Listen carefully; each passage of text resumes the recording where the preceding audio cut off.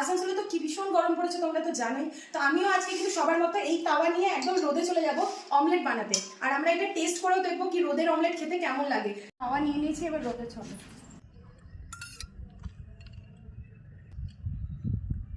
এবার এটাকে আমি 10 মিনিটের জন্য এমনি ছেড়ে দেবো। আমি দাঁড়িয়ে থাকবো অবশ্যই একটু দূরে ছাওয়াতে। তারপরে ডিমটা দিয়ে দেখবো কেমন হচ্ছে অমলেট। 10 থেকে 15 মিনিট পর আমি চলে এলাম। এবার ডিমটাকে ফাটিয়ে দেখবো। দেখো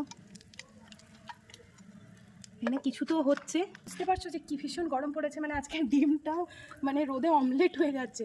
এতদিন সিরিয়াসলি এগুলো আমরা ভিডিওতে দেখেছিলাম, মানে আজকে নিজে করে দেখলাম যে সিরিয়াসলি সেরকমই কিছু। প্রায় এখন দুপুর 1টার মতো বাজে। চলো আমি একটু টেস্ট করে দেখি।